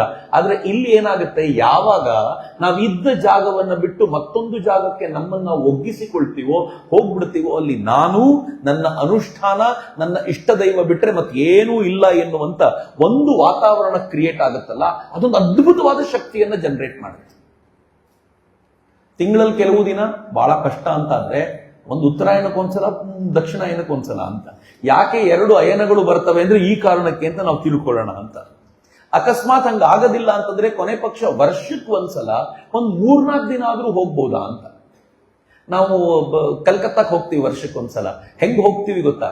ಒಂದಿನ ದಕ್ಷಿಣೇಶ್ವರ, ಒಂದಿನ ಬೇಲೂರು ಮಠದಲ್ಲಿ ಉಳ್ಕೊಂಡ್ಬಿಡೋದು, ಇನ್ನೊಂದಿನ ಜಯರಾಮ್ ಮಠಕ್ಕೆ ಹೋಗ್ಬಿಡೋದು, ಮತ್ತೊಂದಿನ ಕಾಮಾರ್ಪುಕುರ್ಗೆ ಹೋಗ್ಬಿಡೋದು, ಆಮೇಲೆ ಇನ್ನೊಂದಿನ ಕಲ್ಕತ್ತಾ ಸುತ್ಬಿಟ್ಟು ವಾಪಸ್ ಬರೋದು. 5 ದಿನ ನಾನು ಪ್ರವಾಸದಲ್ಲಿದ್ದೆ. ಗುರು ಮಹಾರಾಜ್ ಎಲ್ಲೂ ಇರಲಿಲ್ಲ, ಬರೀ ಸುತ್ತಾಡೋದೇ ಆಗೋಯ್ತು. ಏಕಾಂತವಾಸ ಹೆಂಗಿರುತ್ತೆ ಅಂತಂದ್ರೆ, ಒಂದ್ ಕಡೆ ಹೋಗಿ 3 ದಿನ ಕೂತರೆ ನಾನಿನ್ನೇನು ಆಲೋಚನೆ ಮಾಡೋದಿಲ್ಲ ಅಂತ, ನಾನು ಪರಿಪೂರ್ಣವಾಗಿ ಅದರಲ್ಲೇ ಇರ್ತೀನಿ ಅಂತ. ಹಂಗೊಂದು ನಿರ್ಜನ ಪ್ರದೇಶಕ್ಕೆ ನಾವು ಹೋಗಿ ಧ್ಯಾನಸ್ಥರಾಗ್ಬೋದಾ? 3ನೇದು ಹೇಳ್ತಾರೆ. 4ನೇದು ಹೇಳ್ತಾರೆ, ಭಗವಂತನೊಬ್ಬನೇ ಸತ್ಯ, ಉಳಿದುದೆಲ್ಲ ಅನಿತ್ಯ ಅನ್ನೋದನ್ನ ಪದೇ ಪದೇ ಸ್ಮರಿಸಿಕೊಳ್ತಿರ್ಬೋದಾ? ಈ 3 ಒಂದು ಪಾರ್ಟ್ ಆದರೆ ಅದರಷ್ಟೇ ತೂಕದ್ದಿತು. ಬಹಳ ಕಷ್ಟ ರೀ. ಭಗವಂತನೊಬ್ಬನೇ ಸತ್ಯ, ಉಳಿದಿದ್ದೆಲ್ಲ ಅನಿತ್ಯ. ಭಗವಂತನೊಬ್ಬನೇ ನಿತ್ಯ, ಉಳಿದಿದ್ದೆಲ್ಲ ಅನಿತ್ಯ.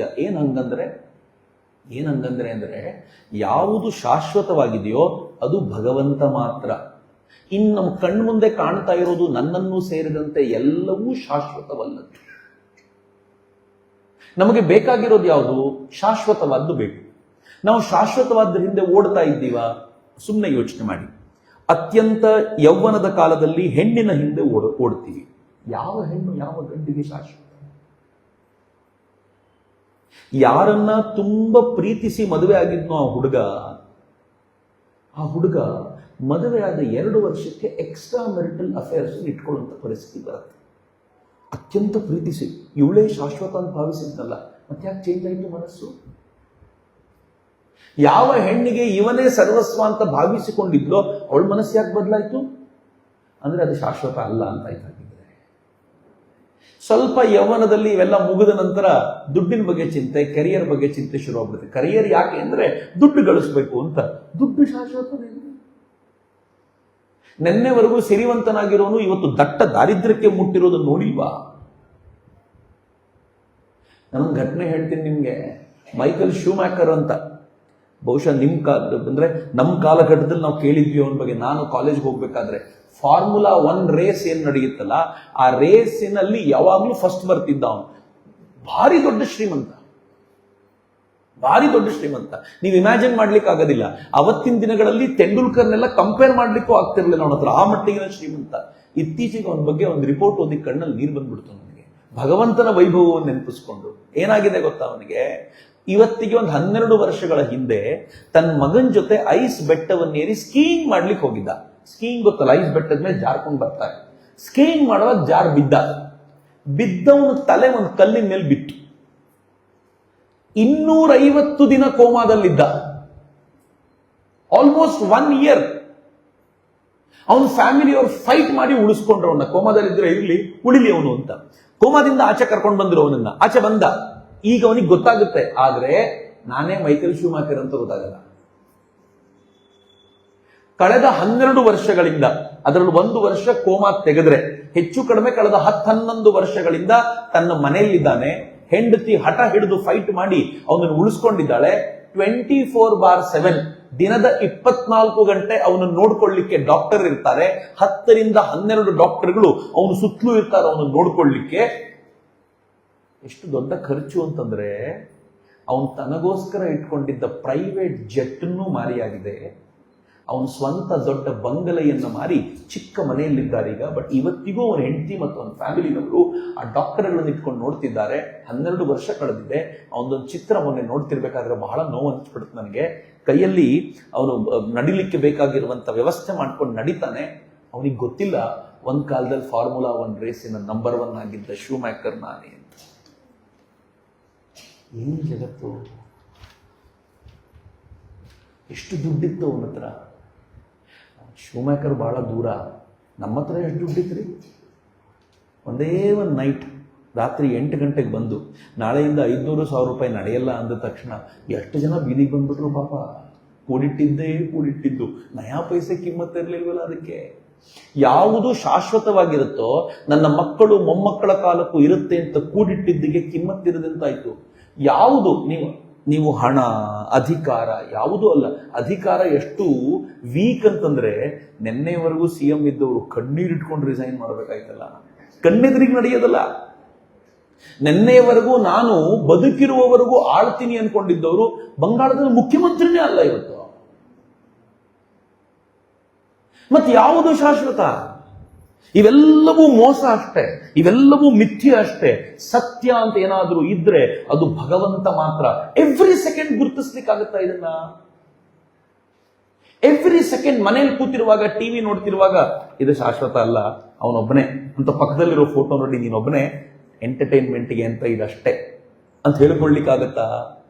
ಸ್ಯಾಲ್ರಿ ಬಂದ ದಿನ ಕೈಯಲ್ಲಿ ದುಡ್ಡು ಹಿಡ್ಕೊಂಡು ಇದು ಶಾಶ್ವತ ಅಲ್ಲ, ನೀನೊಬ್ಬನೇ ಏನೋ ಬದುಕು ನಡೆಸ್ಲಿಕ್ಕೆ ಇದು ಬೇಕು ಇದು ಅಂತ. ಪ್ರತಿ ಕ್ಷಣವೂ ಹಿಂಗೆ ಶಾಶ್ವತ ಮತ್ತು ಅಶಾಶ್ವತವಾದವುಗಳ ನಡುವೆ ನಾವು ಭೇದವನ್ನ ಕ್ರಿಯೇಟ್ ಮಾಡ್ಲಿಕ್ಕಾಗತ್ತಾ? ಗುರು ಮಹಾರಾಜ್ ಹೇಳ್ತಾರೆ, ಇದನ್ನ ಮಾಡಿ ನೀವು ಭಗವಂತನೆಡೆಗೆ ಹೆಂಗಿರ್ತೀರಾ ನೋಡಿ. ಏನ್ ಚಂದ ಕೊಟ್ಬಿಟ್ರು. 4 ಮಾಡಬೇಕಾಗಿರೋದು. ಮೊದಲು ನಾಮಜಪ ಮತ್ತು ಗುಣಕೀರ್ತನೆ, 2ನೇದು ಸತ್ಸಂಗದಲ್ಲಿ ಯಾವಾಗಲೂ ಇರಿ, 3ನೇದು ಆಗಾಗ ನಿರ್ಜನ ಪ್ರದೇಶಕ್ಕೆ ಹೋಗ್ತಾ ಇರಿ, ಮತ್ತು 4ನೇದು ನಾನು ಯಾವುದು ಶಾಶ್ವತ ಯಾವುದು ಶಾಶ್ವತವಲ್ಲ ಅನ್ನೋದನ್ನು ನಿರಂತರವಾಗಿ ಗುರುತಿಸಿಕೊಳ್ತಾ ಭಗವಂತನೊಬ್ಬನೇ ಶಾಶ್ವತ ಅಂತ ಅವನನ್ನು ಬಲವಾಗಿ ಹಿಡ್ಕೊಂಡಿರ್ಲಿಕ್ಕೆ ಆಗತ್ತೆ ಅಂತಾದರೆ ಬದುಕು ಬಹಳ ಸುಂದರವಾಗಿರುತ್ತೆ. ಅವನತ್ತ ನಮ್ಮ ಮನಸ್ಸು ಯಾವತ್ತೂ ನಿಲ್ಲುತ್ತೆ ಅಂತ ಏನು ಗುರು ಮಹಾರಾಜರು ಹೇಳಿದ್ರೋ ಅದು ನಮ್ಮ ಬದುಕಿನ ತತ್ವವಾಗಬೇಕು, ಅದು ನಮಗೆ ಶಾಶ್ವತವಾಗಬೇಕು ಅನ್ನೋದಷ್ಟೇ ಉದ್ದೇಶ. ಆ ದೃಷ್ಟಿಯಿಂದ ಗುರು ಮಹಾರಾಜರು ಉದ್ದಕ್ಕೂ ವಚನ ವೇದದಲ್ಲಿ ಅನೇಕ ಇದಕ್ಕೆ ಪೂರಕವಾದ ಸಂಗತಿ ಹೇಳ್ತಾರೆ.